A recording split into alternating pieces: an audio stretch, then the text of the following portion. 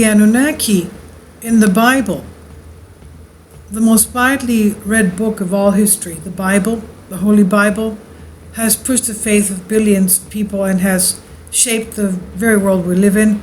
But what if there was something that was not drastically clear in the way that people decipher the Bible? What we're going to discuss is the Anunnaki in the Holy Bible. From an archaeological point of view, of course, these are very important parts of the scripture that often go overlooked by readers, but shed some light on a different side of the Bible and the very faith that billions of people believe in. This has to do with Sumerian legend as well, from the region of where Abraham started his journey towards the Holy Land, from Ur of Sumeria. Now, before we jump to the scripture itself, let's try to clarify what we know about who the Anunnaki were. So who were these Anunnaki? Anunnaki is a word that has been made famous by Zecharia Sitchin, found within many of his famous books. Sitchin explores ancient mythology, megalithic structures around the world, and various books to demonstrate that the extraterrestrial race visited the planet. What's interesting is that these were the gods, quote unquote, found within the Sumerian tablets. The Anunnaki were actually deities, and their names came from the old god of the sky, Anu. But when you look deeper into the Sumerian tablets, you start to notice that there is a stark comparative relationship between the Bible and what these ancient cultures believed in. When you begin to look deep into the Bible, you'll see that there are some similarities that often go overlooked by even the most religious people. Such occurrences include giants in the people. The Sumerian tablets were written by the Sumerians, of course. This was a society that invented writing and had advanced knowledge of mathematics, science, and astronomy. According to these tablets, the Anunnaki, or Ananje, were angels. These were people that were technologically advanced and actually lived on Earth around 8,200 BC. That's over 10,000 years ago in Mesopotamia, in the Middle East. Ninil and Enlil were at the center of the stories. Ninil was the goddess that ruled over the land, and Enlil was her husband. The god of war, Ninurta, was the son of Enlil and Ninil. And these gods are very similar to the gods that you would know from ancient Greece and Rome, and that is the first time that we hear about the Garden of Eden. This is the same Eden that we know from the Bible. Well, actually, Eden means a state of soul or mind. Now, within the Sumerian tablets, Ninil asks the Council of Seven to create what is called Eden. This is a heavenly garden. The Anunnaki were also tied to the Watchers, which are found in the Book of Enoch.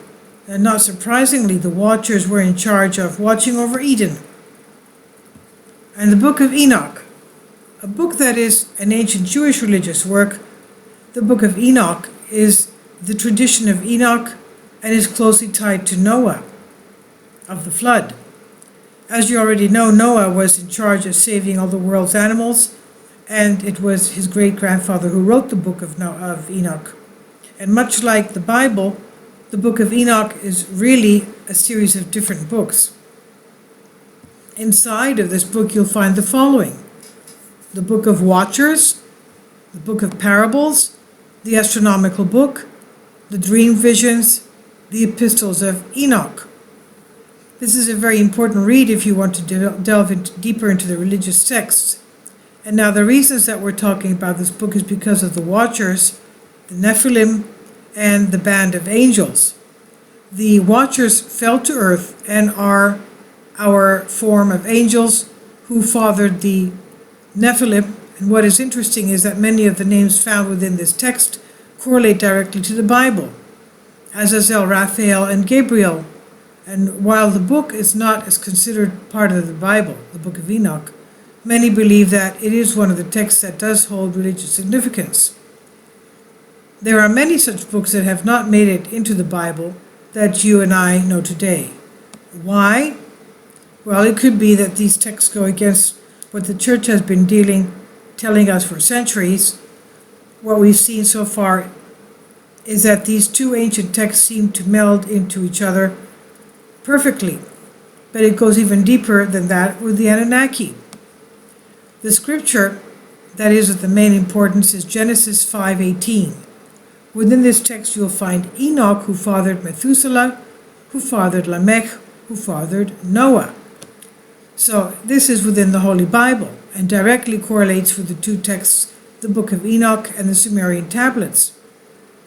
Interestingly, the Anunnaki fallen angels would mix with indigenous people, as stated within the Book of Enoch. And there were giants mentioned in the Bible as well. Where do giants fit into all this? Well, the Anunnaki began to mingle with the indigenous people, and this union led to the hybrid race that were called the giants. The giants can be found in chapter 7 of the Book of Enoch. The exact wording is, quote, "And the women conceived brought forth giants, whose stature was each 300 cubits, end quote. 1 cubit is the length from our elbow to the tip of our hand. That's about a cubit. So 300 cubits, you can imagine how tall these things were. The Book of Enoch is not the Bible, but the Bible does talk about giants.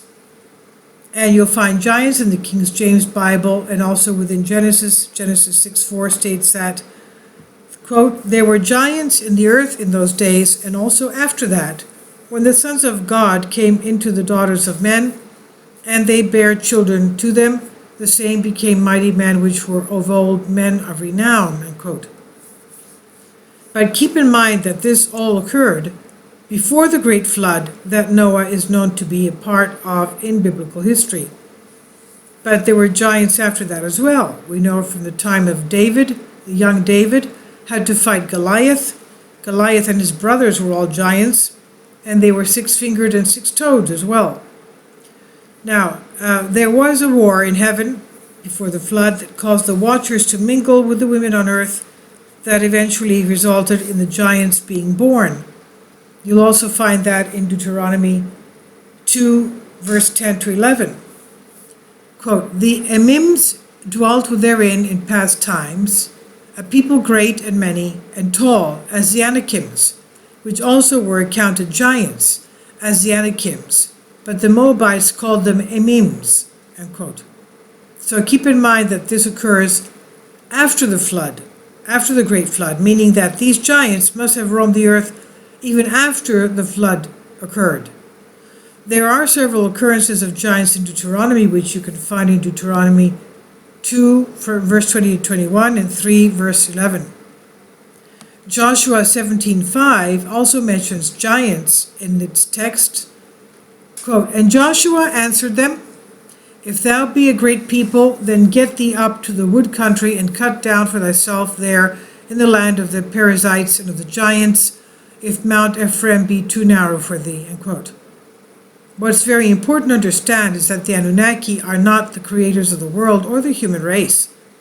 Instead, these are fallen angels that were created by God. You'll also find mention of Enki, which is a Sumerian god who is considered the lord of the earth. And looking deeper into mythology, you'll also find that there are giants mentioned in many texts. This does not just occur in one part of the world. Mention of giants have been found all throughout the world, including Rome, India, and Egypt. Virtually every corner of the world has some mention of giants or similar race that commingled with humans. Just to name a few, you can find giants in the following: the Norse myths in Norway, the North countries, Jotunheim, the land of giants. Different types of giants are also mentioned, such as the Jotun and Jotun. Fire giants even lived in Muspelheim. You'll find them in the Hindu texts. Interestingly, the giants known as Daityas fought against the gods because they were jealous of their half-brothers. And in Greek texts, ancient Greece, two great giants named Ge and Tartaros are mentioned in an attempt to storm heaven, and it's stated that these giants were thrown to earth with the help of Hercules and lay buried underneath Mount Etna. It's not so far-fetched, even looking at today's world. There are some people that are exceptionally tall. We have people such as Bates, that stood at 7 foot 11 inches tall, and even Charlemagne, whom they say was 8 feet tall. John Middleton was said to stand 9 feet 3 inches tall. In the British Strand magazine posted a photo of 1895 of a grave that was uncovered in Ireland, the person that stood 12 feet 2 inches tall. This person who have had an arm span of 4 feet 6 inches. While the giants' remains used to be on display in exhibitions, no one yet knows what exactly happened to this proof of the giants that existed. The Anunnaki have left some strands of evidence that they existed, and the links to giants is one of the many that are still explored today. And even in our own Bible, we see that there is some proof behind the Anunnaki that many people shrug off as a mere myth itself. We know this is controversial for many to read, but we are asking those with open minds to consider the scriptures in different light. Well, they do mention giants before and after the flood, even when, at the time of the Exodus, the 12 spies went to see what was going on in the promised land. They came back really frightened because they were like ants in their eyes of the giants. They were so huge. And the only two people that were not afraid of this, of their endeavor to go into the promised land, were Joshua and Caleb Ben-Hur. This was referenced from Anunnaki.org, and it's on Humans Are Free by Alexander Light, and I'll leave a link below for you for this Creative Commons. Please tell me what you think. Subscribe, comment, share, and ring the bell for more updated videos. Thank you so much for your support.